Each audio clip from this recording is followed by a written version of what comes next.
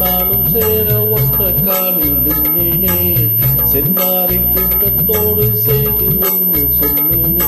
கண்ணாலம் காட்சி எப்போது என்னாலும் என் நேசம் தப்பாது. நாம்